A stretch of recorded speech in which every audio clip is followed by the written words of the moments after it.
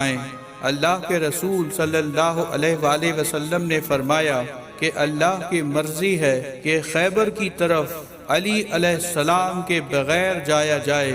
لوگ حیران ہونے لگے کہ خیبر کا اتنا بڑا قلعہ اور وہاں مرہب جو ہزاروں لوگوں سے ایک وقت میں لڑتا ہے، وہاں علی کے بغیر کیسے جائیں؟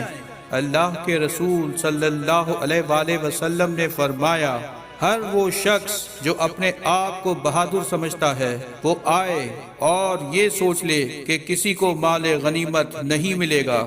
اس کے بعد اللہ کے رسول صلی اللہ علیہ وآلہ وسلم 1565 اصحاب کے ساتھ خیبر کی طرف روانہ ہو گئے، جس میں 200 سوار اور باقی پیدل تھے۔ خیبر مدینے سے 171 کلومیٹر دور شمال میں واقع ہے۔ آپ صلی اللہ علیہ وآلہ وسلم تقریباً نصف راستہ طے کرنے کے بعد اس رستے سے آئے جو شام سے ہوتے ہوئے خیبر کی طرف آتا ہے۔ آپ صلی اللہ علیہ وآلہ وسلم جب خیبر کے قریب پہنچے تو کچھ منافقین نے آپ صلی اللہ علیہ وآلہ وسلم کی خبر پہلے ہی خیبر پہنچا دی تھی۔ خیبر والے اپنے قلعے پر کھڑے ہو گئے اور زور زور سے ہنسنے لگے اور یہ کہنے لگے کہ اے محمد، یہ مٹھی بھر لوگ لے کر آپ قلعہ فتح کرنے آئے ہیں۔ سب زور زور سے ہنس رہے تھے اور یہ کہہ رہے تھے کہ آپ مرہب کی تلوار سے ناواقف ہیں؟ کیا آپ حارث کی تلوار سے ناواقف ہیں؟ اللہ کے رسول صلی اللہ علیہ وآلہ وسلم نے نظروں کو اٹھایا اور فرمانے لگے، اے اپنی جھوٹی طاقت پہ غرور کرنے والوں، سن لو، ہم تمہارا یہ قلعہ 40 دن میں فتح کر لیں گے۔ مسلمان ڈرنے لگے کہ مشرکین کے پاس اتنا اسلحہ ہے اور ہمارے پاس سوائے ہماری تلواروں کے کچھ نہیں، لیکن پھر بھی رسول اللہ صلی اللہ علیہ وآلہ وسلم کی زبان پہ یقین رکھتے ہوئے وہ خیبر سے تھوڑا ہی دور خیمے لگانے لگے۔ خیبر والوں نے کہا کہ دیر کس بات کی، ان مٹھی بھر مسلمانوں کو مار دیتے ہیں۔ مرہب نے کہا، ٹھہرو، ان کا نبی کہتا ہے کہ 40ویں دن یہ ہمارا قلعہ فتح کر لیں گے۔ دیکھتے ہیں کہ 40 دن بعد اگر یہ قلعہ فتح نہیں ہوگا تو ہم کہیں گے کہ ان کا نبی بھی جھوٹا ہے اور ان کا دین بھی جھوٹا۔ بس روز کچھ اصحاب علم اٹھا کر جاتے تھے۔ جیسے ہی وہ قلعے کے قریب پہنچتے تھے تو سپاہی کہتے تھے، ٹھہرو، مرہب آ رہا ہے، تو وہ مرہب کے نام کے خوف سے بھاگ جاتے تھے۔ اسی طرح 39 دن گزر گئے اور مسلمانوں کے پاس جو جو کھانے کی چیزیں تھیں وہ سب ختم ہو گئیں۔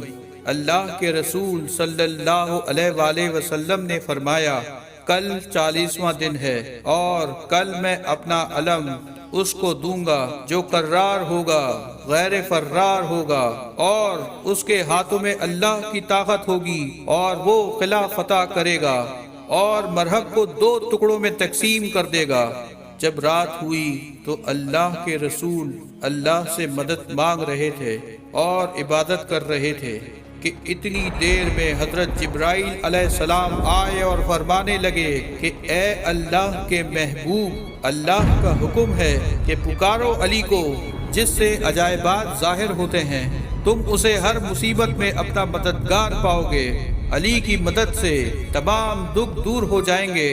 پھر اللہ کے رسول صلی اللہ علیہ وآلہ وسلم نماز فجر کے بعد اصحاب سے کہنے لگے، علی کہاں ہے؟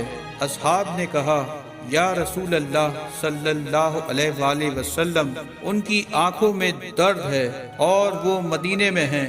اللہ کے محبوب نے کہا، مجھے اللہ کی طرف سے یہ خبر ملی ہے کہ ان قریب علی ہمارے ساتھ ہوں گے۔ پھر علی کا نام سننا تھا کہ اصحاب بہکنے لگے اور ان کے چہروں سے خوشی عیاں ہونے لگی۔ اتنی دیر میں امام علی علیہ السلام رسول خدا کی خدمت میں حاضر ہو گئے اور فرمانے لگے، اے میرے مولا، آپ کا کیا حکم ہے اپنے اس غلام کے لیے؟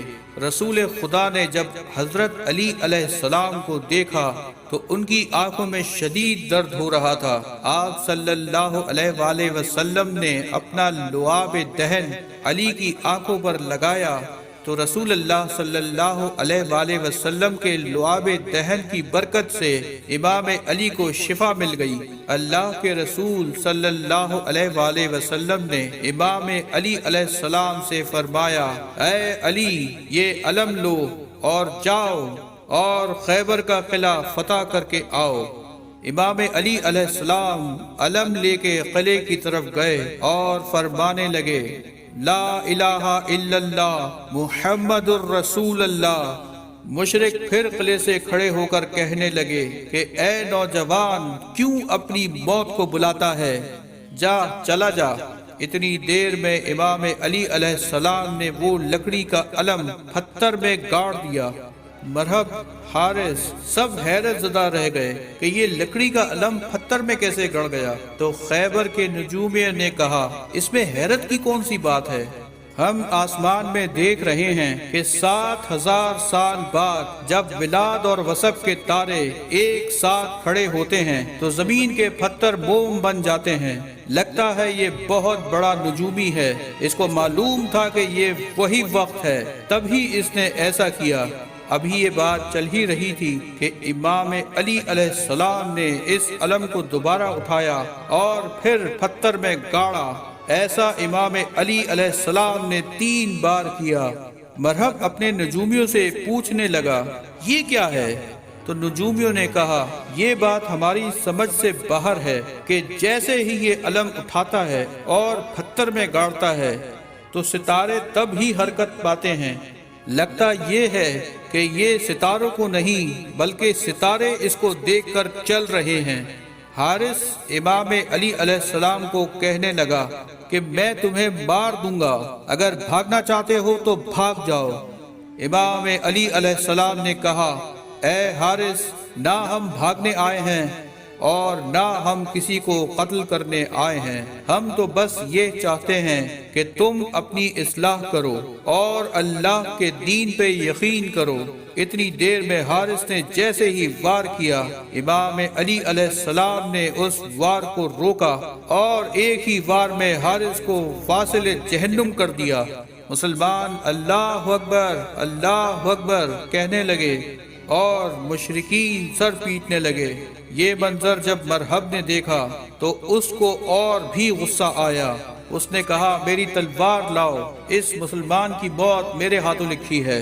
مرحب کہنے لگا، میری ماں نے میرا نام مرحب رکھا ہے جس سے موت بھی ڈرتی ہے۔ اس بات سے مشرک شور مچانے لگے اور خوش ہونے لگے۔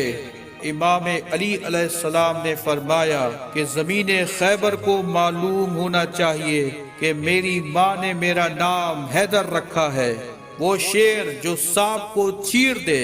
یہ سن کر مرحب سوچنے لگا کہ ہماری ماں جو قلعے کی سب سے بڑی نجومی تھی، اس نے کہا تھا کہ تجھے جو انسان مارے گا اس کا نام حیدر ہوگا، تم سب سے لڑنا مگر جس کا نام حیدر ہو اس سے نہ لڑنا۔ وہ یہ سوچ ہی رہا تھا کہ قلعے سے آوازیں آنے لگی، مرحب اس کو مار دو، مرحب اس کو مار دو۔ مرحب نے اپنی تلوار نکالی تو امام علی علیہ السلام نے فرمایا، ہم یہاں لڑنے نہیں بلکہ تمہاری اصلاح کرنے آئے ہیں۔ مرحب نے کہا، اگر مرد ہو تو وار کرنا شروع کرو۔ مرحب نے پہلا وار کیا، مرحب نے دوسرا وار کیا، مگر دونوں واروں کو امام علی نے روکنے کی کوشش کی، مگر مرحب وار کرتا رہا۔ جب امام علی علیہ السلام نے پلٹ کر وار کیا تو امام کا وار مرحب کے سر سے لے کر پاؤں تک آ کر رکا۔ سارے مشرکین دیکھتے رہ گئے۔ مسلمان اللہ اکبر کی صدائیں دینے لگے اور مشرکین رونے لگے، سر پیٹنے لگے۔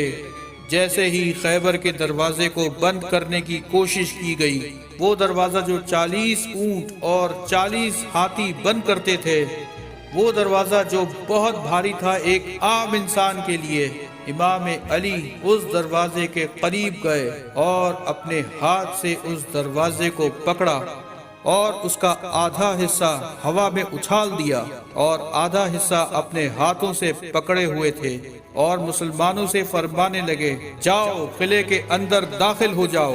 سارے مسلمان قلعے کے اندر داخل ہو گئے۔ امام علی علیہ السلام اپنے ہاتھوں سے اس دروازے کو پکڑ کر کھڑے تھے کہ اتنی دیر میں حضرت محمد مصطفیٰ صلی اللہ علیہ وآلہ وسلم اپنے مبارک قدموں کے ساتھ اکیلے اس دروازے سے جانے لگے تو امام علی علیہ السلام کے ہاتھ کانپنے لگے۔ اصحاب نے پوچھا، یا علی، ہم سینکڑوں لوگ دروازے کے اوپر سے جا رہے تھے، آپ کے ہاتھ نہیں کانپے؟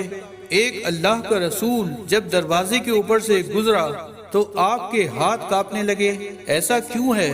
تو امام علی علیہ السلام نے فرمایا کہ امامت کے وزن سے نبوت کا وزن بھاری ہوتا ہے، اور اس طرح جنگ خیبر بھی مسلمانوں نے فتح کر لی، اور اس